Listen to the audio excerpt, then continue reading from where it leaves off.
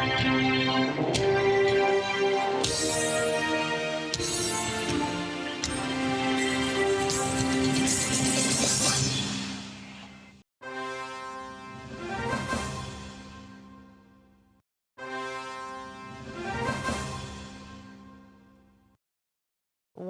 It's Sunday, the 5th of August, and I'm Biola Alabi.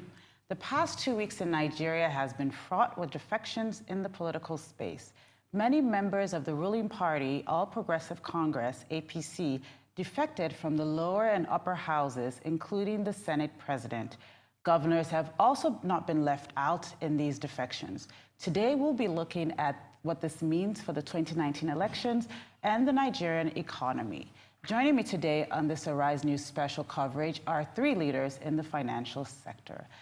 Bismark Rewane, the CEO of Financial Derivatives, Kamar, Bakrin, who is an investor, and Lawson, Omokhodion, former bank CEO.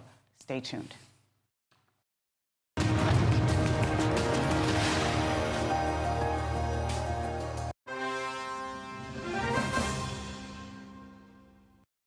Good morning and welcome to the show this morning.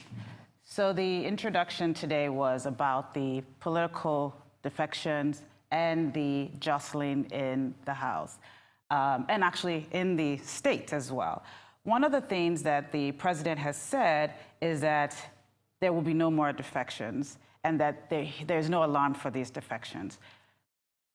What is this? Is this just normal? Is this sort of business as usual for us in Nigeria nowadays? Is this just political posturing, or is there a bit of a crisis ahead of the 2019 elections? What do you guys think? I'll let you take the first one, Bismarck.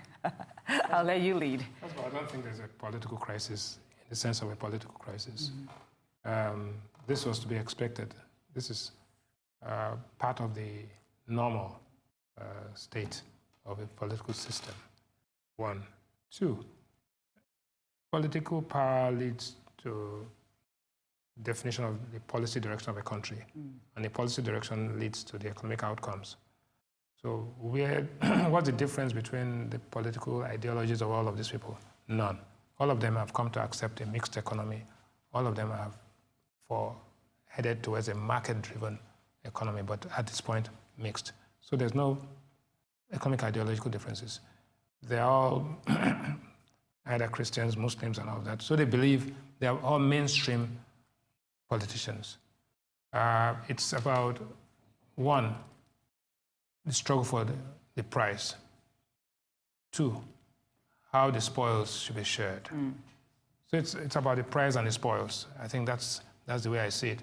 But this phase will pass, and the Nigerian economy and the Nigerian market will remain the same attractive market it's been, but style of management, the issues of management, which is another issue altogether. Nigeria has a management problem rather than a political problem. Okay. And what's your take on the political jostling happening at this moment? Well, I probably have a more serene view of the situation. I see a crisis. I see chaos. I see it's not business as usual. I see something that can become worse. And the possibility is that this is just the beginning of a lot more trouble ahead of the 2019 election. And many things may unravel the process. The Nigerian people are left behind, totally. There's no atom of care or regard for the Nigerian people in this gale of defections or decamping or whatever you call it. The economy is going to nosedive, as it were. Institutions in themselves will no longer be able to hold on, as it were. And I believe that even the election itself may just be in doubt. That's how I see it. I see a major crisis. Major crisis. Okay. I'm going to pick up on some of the things, but I want to get your opinion on the table before we pick up on some of those I think points. the logical thing for me to do at this point is to play the middle ground. No, but on a very serious note, though, I do think, you know, at the end of the day, yes, I do tend to stand closer to Bismarck's point of view that fundamentally this does not represent any massive sort of like ideological war or battle. It's not a battle for ideas. It's not a battle for it's not a battle around ideologies. And so we're not looking at somebody looking at a particular world order versus another kind of world order, and then contending forces from that point of view. It is really around fundamentally interests at a fairly mundane and quite frankly base level. But having said that, I think where I might tend to then agree with Lawson is if it is not properly managed, then there is indeed potential for significant crisis. The next couple of months are critical, and not necessarily even in terms of what people will do or not do, or rather in terms of consciously managing it, but almost sort of the likely outcomes from a couple of things, which I'm sure we're going to talk about. For example, the ruling party's convention and what it is likely to throw up might be a fairly foregone conclusion at this point. Okay. However, it will be very interesting to see what happens within the opposition forces, and I think we will speak about that a bit more. But just to throw out a few things out there, how strong a candidate the opposition throws up, how many opposition candidates we end up having, will determine to a large extent sort of how this crisis plays out. Now, a separate point was made by Lawson around this issue of the masses being left behind. And I'm assuming we're also going to be speaking around the issue of governance and what it portends for governance going forward, which is where, yes, I do agree that the masses have been left behind, but I guess we will talk about that in a bit. Yeah, we'll talk about that under a lot of because we're going to talk about the economy, but just sort of contextualizing the conversation around the political defections and sort of what to expect going forward. One of the things you said is, you mentioned the word trust, especially institutional trust. Back to you, Mr. Lawson, do you believe that the Nigerian people no longer have trust in these institutions and these parties? And as people that go out to vote, what does that mean for people? If I'm voting for PDP and I'm voting for a governor that is a PDP governor, and that governor of a sudden defects to another party, am I still a PDP party member, or am I loyal to the person? What does this mean for people that vote? They are confused. You have totally confused them. But in any case, there has not been any ideological leaning that is separating APC from PDP. They are basically the same people. You see, they are being driven by self-interest. They have been driven by the need for survival. They have been driven by the fear of the consequences of their action. Many of them are. And I see that right now the institutions of state are such that are unpredictable. What do I mean? If I am in a rural area and I'm attacked by an unknown person and I call for help, you may not even get a policeman to come to you, because most of them have other interests. Not only that they are deployed to go and do X, Y, Z that will be of more interest to the politician, but that the people who may even make that complaint are not, the state is not even interested in them. So the politician today believes that if he can move from APC to PDP, he may be able to get a governorship position that will provide him with immunity for some number of years, as it were. Why the man who moves from PDP to APC believes that if he goes to that party, the presidency might remain within the ambit of the APC, and it might be protected because the APC is in power. And therefore, that's what I've said. If I were, like I was a voter, and I remain one, and I have voted for XYZ party, and the person who is representing me now moves to the other party, I'm at a loss. You see, because apparently I did not vote for a belief system. I did not vote for an ideology. And if I thought I voted for a belief system, an ideology, or a way of life, or a way of management, the person I voted for simply told me that I was joking. Please jump in. Just to put that in context, we need to realize that, to a large extent, this is a reflection of the state of development of our politics. So unlike in the UK, you would think about a lifelong conservative, a lifelong Labourite. In the US, you talk about a lifelong Republican, a lifelong Democrat, and it means something. We are nowhere near that. At this point, what people essentially vote for is who will take care of who will take care of us, who will take care of our interests, as opposed to which system, which sort of like ideology do we subscribe to. It's really just around who will take care of it. It's a reflection of our state of development, which for me, I think we make too much of a big deal about this whole ideology thing, rather than focusing on just the basic elements of good governance. We're at the stage of, look, provide people with basic infrastructure, provide them with security, provide them with, just basic things, as opposed to, sort of the finer points of, is it a supply side economy you want to run? Is it, I think we're far from that at this point. Let me leave. I'll let you jump in. The point is that what you're saying is the difference between identity politics and party politics. The political parties are meaningless associations right now. But we've talked about what we're going to use politics to accomplish. In other words, what kind of policy, what kind of economy do we want to run? But the other side is that, which is most important, especially at the stage of our development, is what do political associations do in terms of conflict resolution and crisis management? Because there are crises that are going to befall us, which we didn't plan for, created by imponderables.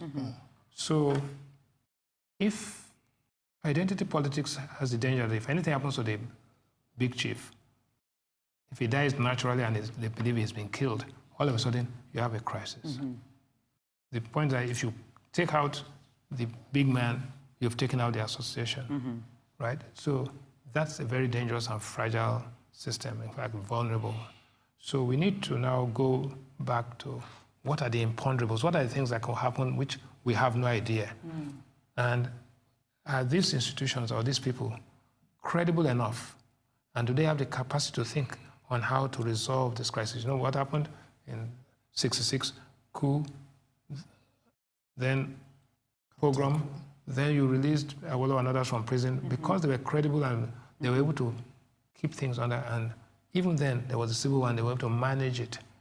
If any such things happen today, we are the credible people who can come out if there's burning taking place in Ibadan, which with of voices. Your Who are the credible that can voices? calm anybody down? They don't exist because the institutions for conflict resolution have been dismantled. The people that can do it have no credibility because stories about them, EFCC, blah blah blah. So what you have is basically very close thing to anarchy. Because if the institutions for conflict resolution don't exist and the people are not credible, anything that happens, any imponderables, any flashpoints could lead to anarchy. And that's the slippery slope we are in. Therefore, it's important to very quickly build credibility around the institutions and then use some of the identity, right? And restore some credibility rather than hounding people all over the place. When you restore credibility, then people begin to believe in them, and you have politics for creation of value, For the people. economic value, and politics that can manage crisis when that happens. So you have both sides of it. So one of the things that has come up in all of your comments has been around security and conflict resolution, which to me they go hand in hand, and that is something that we've actually had each one of you on this show to discuss different conflicts in Nigeria. As we go into this process, knowing that there's quite a number of security issues on the table, one of the major promises of this president was around security. What is your forecast going into the election, and what are the themes that people need to be looking out for when it comes to security, conflict resolution, and crisis management? I just want to back up a little bit. I'm hearing that whatever is happening is our state of development. This is where we are in the stage of the life cycle of a nation. But I'm surprised because in 1979, when we had those 5 parties, when you had the NPN, when you had the UPN, those 2 parties were separated by ideological leaning. You knew that Chief Obafemi Awolowo had a socialist bent, and you knew the NPN had a capitalist bent. So ideologically, we saw a difference. Under Babangida, in 1991-92, he set up 2 parties, SDP and NRC, a little to the left, a little to the right. They were separated. They're ideological. So how come the past is always better in Nigeria? I can't understand. How come the past is always better in Nigeria? But that tells you... That's a bigger issue. That's what... But the fact that that in itself was not sustained. I would argue, by the way, quite frankly, that back in 79, quite frankly, it was only the sort of left-leaning parties that actually had a real ideology to speak of. I'm not quite sure the so-called NPN then was really, in a classic sense, a consciously right-of-center party. I think it was closer to, in my view, today's PDP, which is more like just a national agglomeration of certain types of similar interests coming together to take power at the center and thereafter figure out what to do with it. So I don't think it's a case of like a well-settled or well-established ideological sort of landscape, if you will, at the time that then somehow got eroded. No, it was. It was a program that separated them. Yeah, but it's true. Yeah, it was a program. No, the truth is that Awolowo made up his mind as far back as 1972 when he left the government. Yeah. So he was working on a political ideology, working on a strategy. So the day they lifted the ban on politics, he came out with his manifesto, picked his running mate, did everything. The other guys were responding to Awolowo, and so they came together as an alliance of interest groups. Precisely. So that like it was anything to be counter. If Awolowo was a capitalist, they would have been. There would be socialists. Another way to look at it, by the way, There were 5 parties. Sorry, another way to look at it is if Awolowo had been, say, a rightist, are you telling me that the people who supported him would have said, no, we are socialists at heart? No. So it was still a politics of personalities at the end of the day. It just so happens that he was able to define that around a socialist sort of agenda. And then you had the PRP, which was also a response to like the dominant sort of like what is called feudal, I don't agree 100%, but what was deemed as the overwhelmingly feudal system, this whole Talakawa movement in the north that Aminu Kano championed, it was a response to something as opposed to real deep ideological positions, if you will.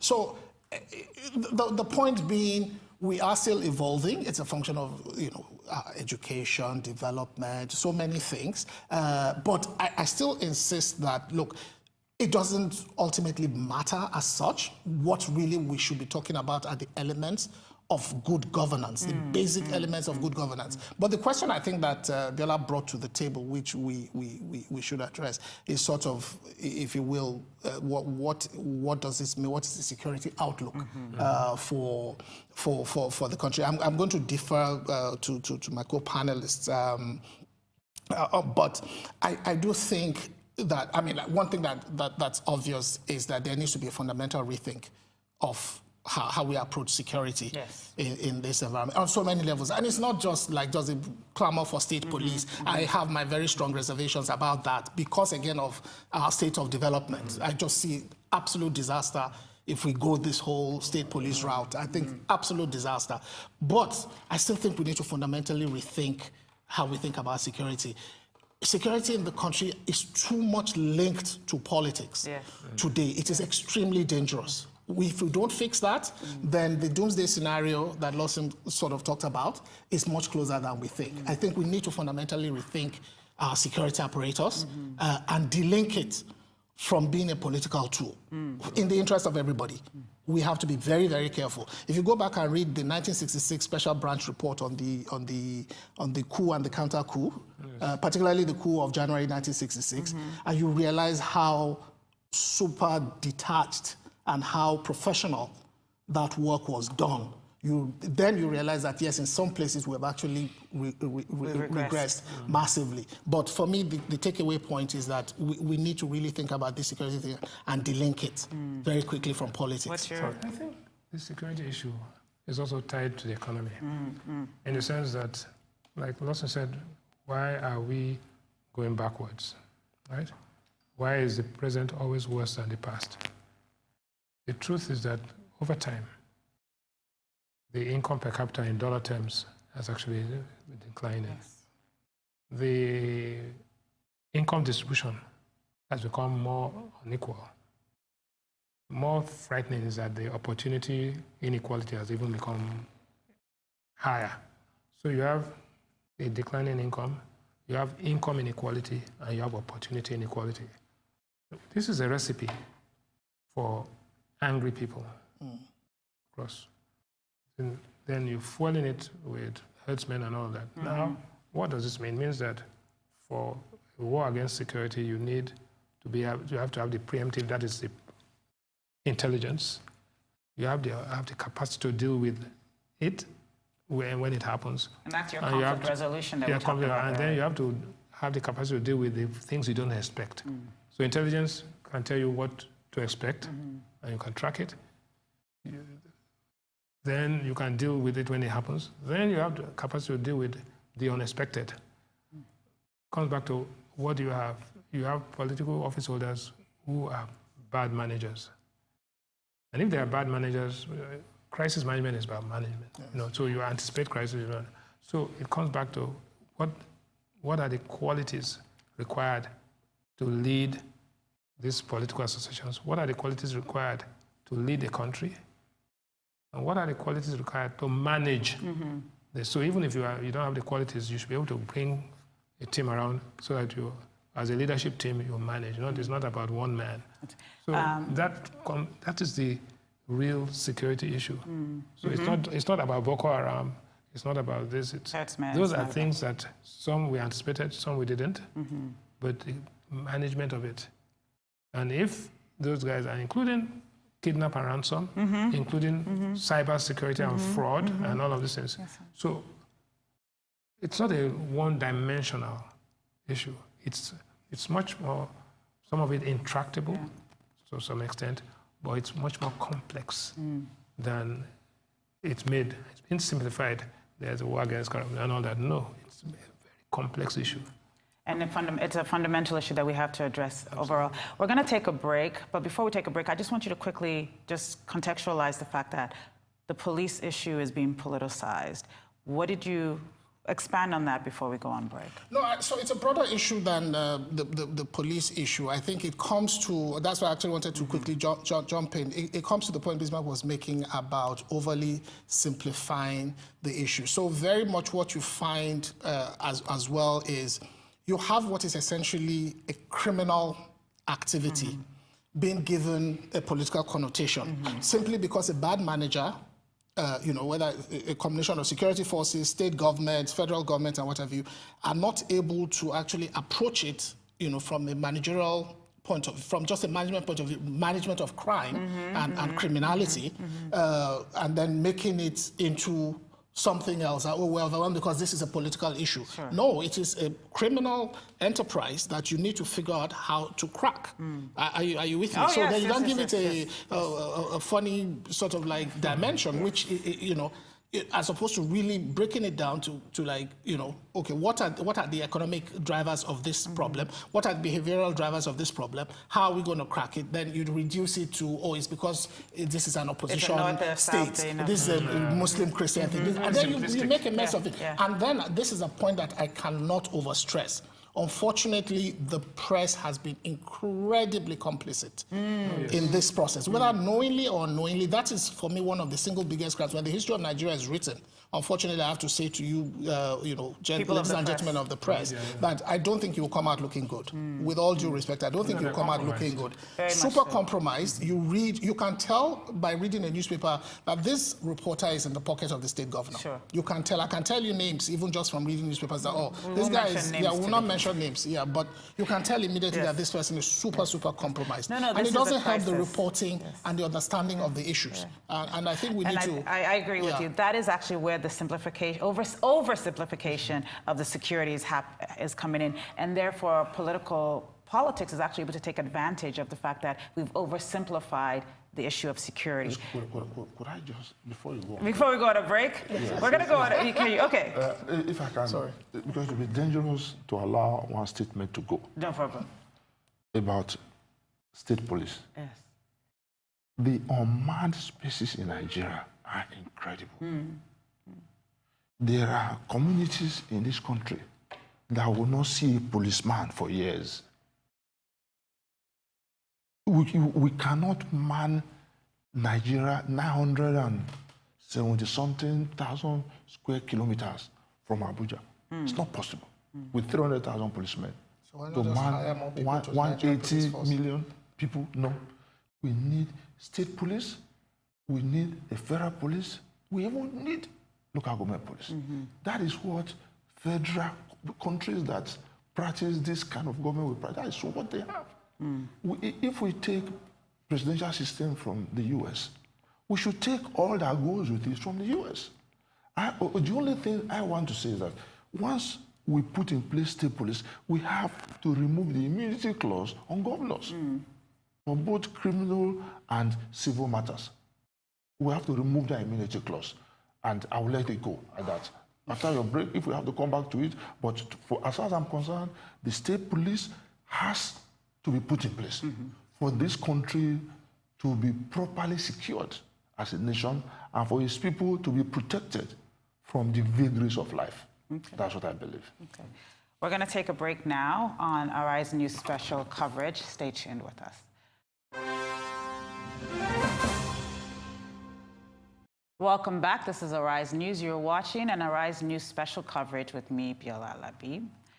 In September 2017, the period Nigeria was coming out of the recession, I had a chat with two of the three panelists here with me today on how the numbers affect the common man on the street. And this is what Bismark had to say then.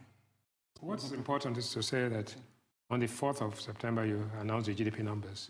On the 15th of September, you announced the inflation numbers, which came down marginally. And then the unemployment data is going to come out in another 2 weeks. I can bet you that the unemployment data is going to show a negative movement, right? Which is the main thing, because it is inflation plus unemployment that gives you the misery index. The misery index in Nigeria is 50.3 right now, which is almost equivalent to what they call the Gini coefficient, which is the level of income inequality. That is a dangerous thing, that the data looks good or moving in the right direction, but the impact is actually moving in the wrong direction. And you find that the income per capita for Nigerians is actually declining because of that population divergence from GDP growth. So you need to do something dramatic. It's not just enough to say there's a stimulus and there's a policy. It has to be dramatic. So, Bismark, going back to what Lawson said earlier about the past being better than the present in Nigeria, and why is that the case? So last year when we had this conversation, almost a couple of months I mean, in a month, it will be the same, almost same time as we had this conversation last year. You said the misery index was around 50.3. Today, it's now at 77. It's higher. It's higher. Yeah, even the inflation has come down, but unemployment has increased. I'll let you take it from there. Yeah, unemployment, the last data they've released for unemployment is Q3 2017. For some reason, they have not been able to carry that study, and it's going to come out soon. But I can also assure you again, like I did last year, that the unemployment numbers, both voluntary, involuntary, urban, graduate, and general unemployment, is going to be much, much higher. The increase in unemployment is going to be more than the reduction in inflation. So to that extent, the misery index is going to be higher. However, between September 2017 and now, September 2017, the average price of oil was about $53 a barrel. We are almost 40% higher in terms of oil. We are much higher in terms of our revenue. But the point is that we are more vulnerable today than we were at that time, in the sense that we have $17 billion of foreign portfolio hot money. We have another $7 billion of swapped money, and expectations are higher. So there's a crisis of expectation, there's a crisis of confidence, and it goes back to the whole idea, what have you done in terms of managing these resources and managing the expectations? The reality is that what is expected is much more, and what is being delivered is much more modest compared to what is expected. So we still do have an economic problem. The population growth is faster than GDP growth. The dilapidation and the level of decay in infrastructure is higher. But there's been, in all fairness, in the last 6 to 9 months, there's been a greater sense of urgency, not because people have become altruistic, but because an election is coming. Actually, this really dovetails well. When you contextualize the economic situation that we're facing, and you contextualize the issue of unemployment, that once again brings us to the issue of security. Because by and large, the security issues we have in Nigeria are underpinned by the economic conditions. So when you look at stuff like state policing, because I know this is very important to you, Lawson, when you look at state policing, and when you look at the current bill in the House on community policing, as you hear these economic numbers, what are some of the responses that we need to start to put in place when it comes to security? Whatever we need to put in place should be put in place immediately. But so this is urgent. Yes, extremely. Yes. Urgent and important. Urgent. This is what. Okay, tell us the things that are in that quadrant of urgent and important. Yes. For me, the National Assembly has been the problem. A few months ago, I think they passed some bills on amending the Constitution. They themselves that now see the need for a state police, they removed state police. They made it as if it was not important. Restructuring was not important. But all of a sudden, they feel it's as urgent as we feel that there has to be state police right now. Let me tell you where I tie the security and the economy. Last year, the Agri Minister started a program, Yam Export. You see, they were to export 2 bars of yam, and to earn foreign exchange.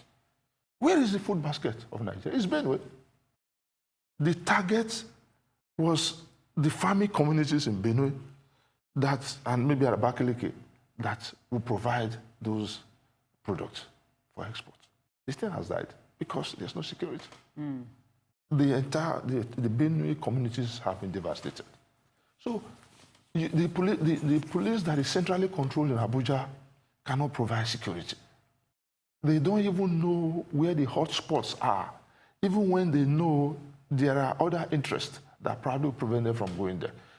Today, and I keep saying, my own community, you cannot go to the farm alone. Today, you will be killed. In the past, a man could take his wife and leave early as 5 a.m. and head to the farm so that before it becomes uncomfortable, they are back around 12 noon.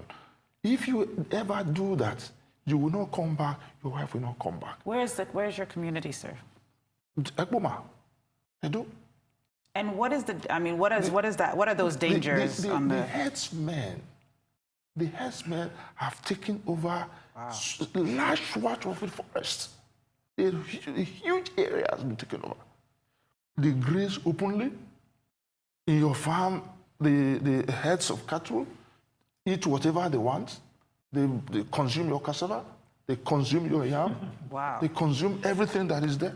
I like it. And if you dare ask, assuming why they are doing that, you unknowingly come to your farm and you say, why are you destroying my crops?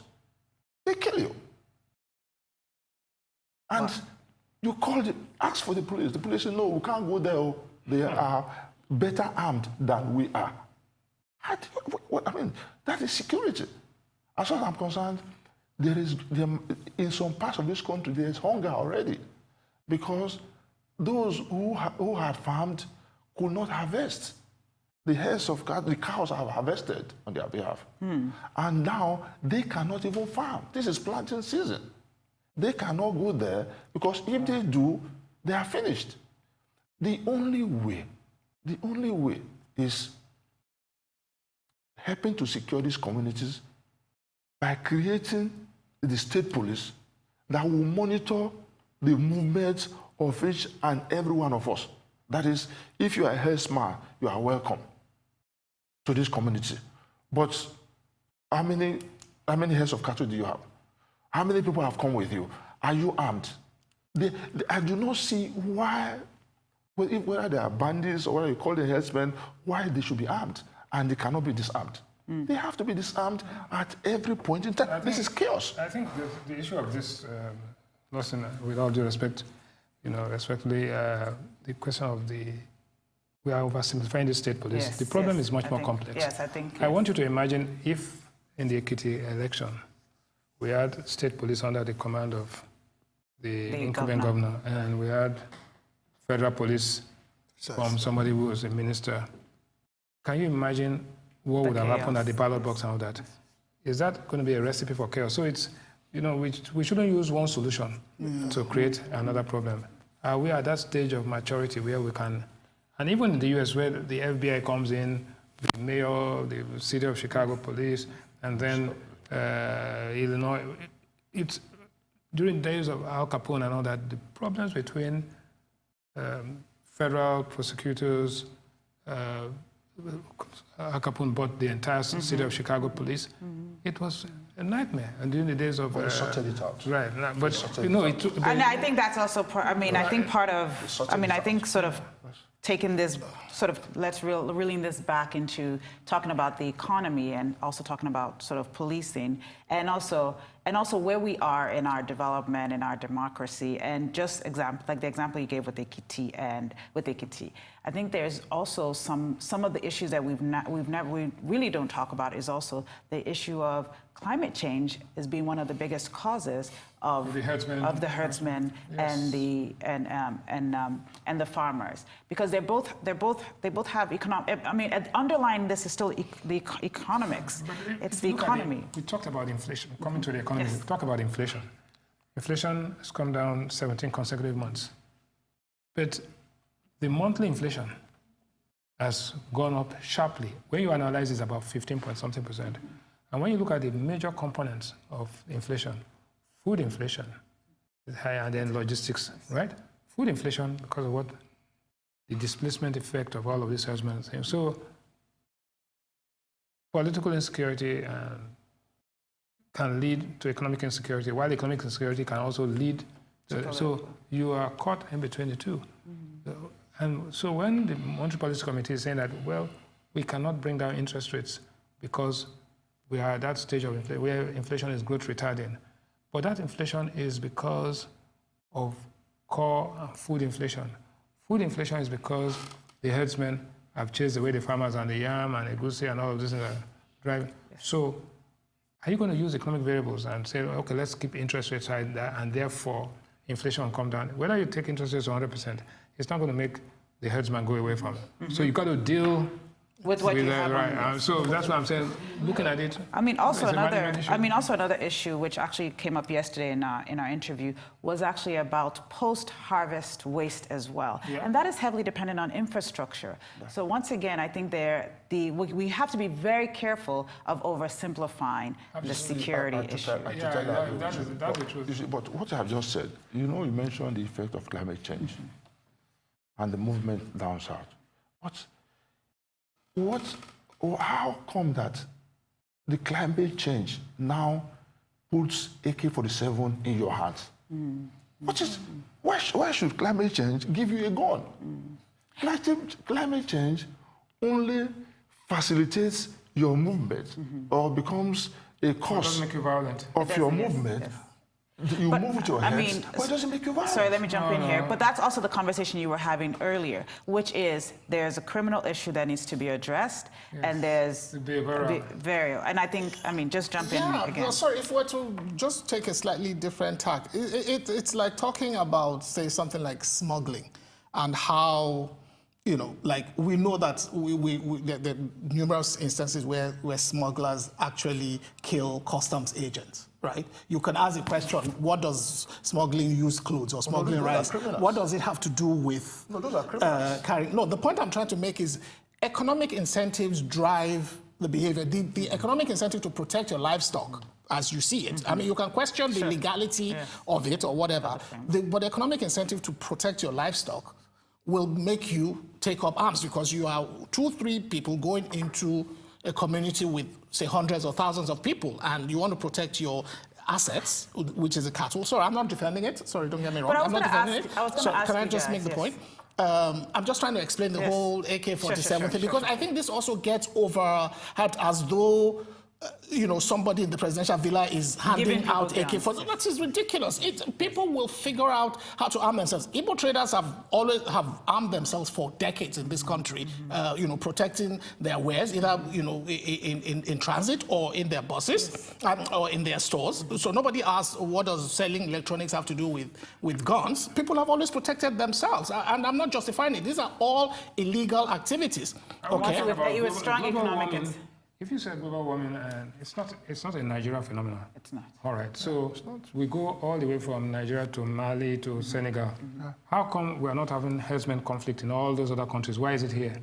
So there's something here, which makes it the herdsmen crisis is more focused on this area. Therefore, even though the global warming climate change is a global phenomenon. It enhances and makes the crisis worse, but it doesn't deal with the fundamental issue. Once again, we haven't dealt with the issue of conflict resolution. But I want to ask you guys just one question about policing and protecting. What about, does community policing have a role to play here where the community actually protects so long as you put in the protection that prevents them from turning into militia, partisan militia. For me, that is the single biggest risk to this whole local policing, whether community level, state level, local government, whatever you want to call it. It's just that it does not become the armed wing of some local power brokers, sort of faction. That for me is the single biggest risk in all of this. If you can guarantee that, then of course it absolutely makes sense to have local policing, as has been cited in the US and all these places. But the centripetal forces in this country are still too strong. This is one thing we have to be very clear about. The centripetal forces, one of the reasons why the secession in 1967 actually was able to gain legs is because, I can argue, is because of the regional nature of the government that allowed people to quickly coalesce around that concept, you understand, and be empowered by it. So we need to be able to put in place those necessary safeguards. I don't see them. I'm open to be convinced otherwise, but I really don't see a clear path at this stage yet. But maybe people are thinking about it a lot better than I am. It exists in terms of warlordism, right? Yes. You have OPC, you have all this Egbesu, See, people And these are community policing. they are community police, but they are not formal. Sure, they're not now, formal. So you want to take it. civilian And the thing is about, because those people are local, they know any strange person who has come into the community, and therefore crime detection, intelligence is... Local intelligence. Local intelligence is better if you have the local... How do you formalize it, and how do you integrate it into the federal control? So what I don't want us to lose, I want to go back to the fact that we have elections coming. We started this conversation around the political forces and the potential crisis, impending crisis. As we take a look at security, as we go into the 2019 elections, what are some of the urgent and important things we have to do and institute now to make sure that we have a safe and secure elections? No, we look for credible, free, fair, the normal things. Sure. What happens before, during, and after the elections? One of the clamor for state police and community police is because it is perceived that the federal police, as it's now structured, is not impartial. Mm-hmm. They're active. The attitudes. They are active participants, and therefore, without that credibility, right, what will happen before the elections, especially what will happen during the elections, and then the collation of results. So the danger here is that you could have an election and announce the results, and nobody will believe it. Then you will lose the moral ground, and you will not be able to use the next government to mobilize anybody and to carry out the things that you need to, until you are going into a crisis entrenched. Mm-hmm. Now, so it's time to either sanitize the Nigerian police as they are now, so that at least they not only are impartial, but appear to be impartial and act impartial, and their rhetoric and everything they say, right now, they don't give that appearance. There's a lot of, nobody in this country right now there's a lack of trust. There's a trust deficit, and it's growing by the day, right? And the stories, the message is incoherent, and the messengers are at best tarnished. Okay, so we now know there's some serious security issues that that are urgent and important. I want to talk about the economy, because once again, security and economy go hand in hand. We didn't get to talk about corruption, which was one of the main promises of this administration, which I think the issue of corruption has also been politicized. As you look at the economy, what are some of the urgent and important things that have to happen today going into the 2019 elections? I'm going to start with you, Kamar.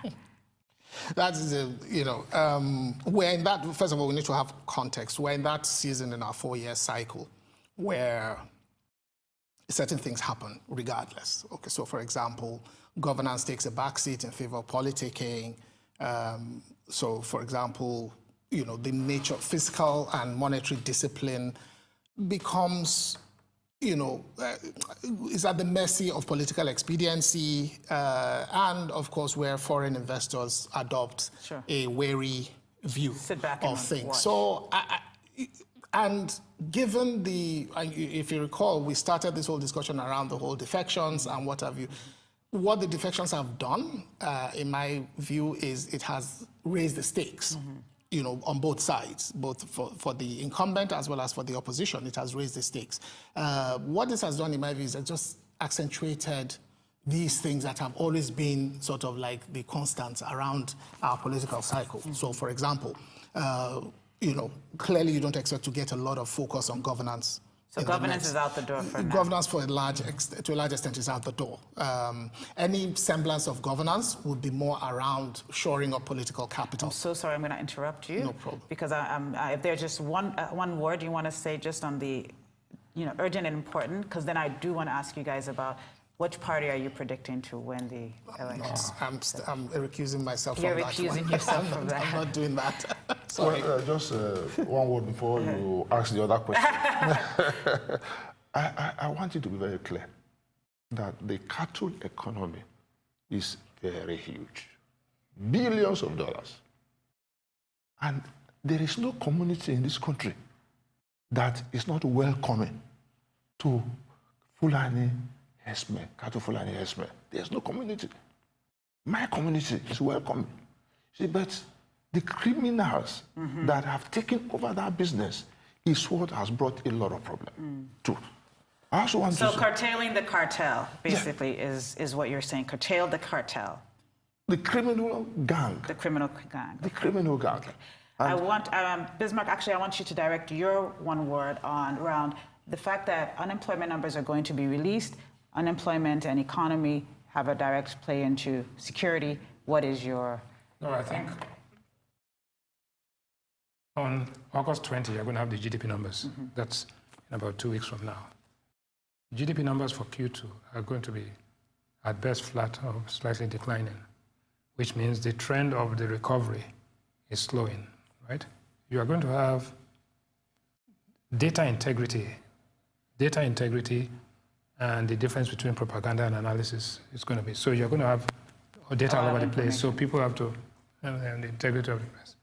But reversal of, because of these political alliances and the fact that it's now, we'll come to answer your question in advance, that it's going to be a closer race than was previously thought. Now, the risk premium is higher, and then the possibility of foreign portfolio investors taking their money out at the time when the U.S. interest rates are increasing, and at the time when oil prices are going to be trending downwards, leaves us vulnerable to oil production. Okay, so vulnerability is the one thing we need to look oil out. production. To Any oil production. disruption, Yes. if you think the herdsman crisis is anything, that's nothing compared to A blowing Niger any Delta. oil wells in the Niger Delta. Okay. If that happens, then it's game over. So the most important thing is peace in the Niger Delta. Absolutely, production must be guaranteed. All right, predictions. You got to give me something. Can't leave the show without something. I got to get something. The better candidate will win. You yourself are a politician now.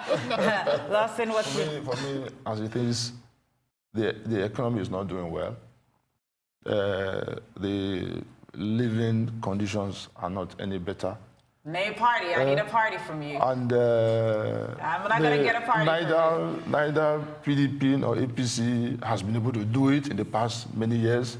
So you have a third party. It's a toss-up. It's a toss-up. Okay, it's a toss-up. And you? It's a closer race than was originally envisaged. It's much closer. Everything will depend on how, one, the incumbents manage the economy and manage the Communication around communication of the, and also the fact that there has to be the amount of, the intensity of going after the opposition in terms of intimidation and all of that has to slow down so that there's credibility around it. And if you win, it's not going to be a do or die affair.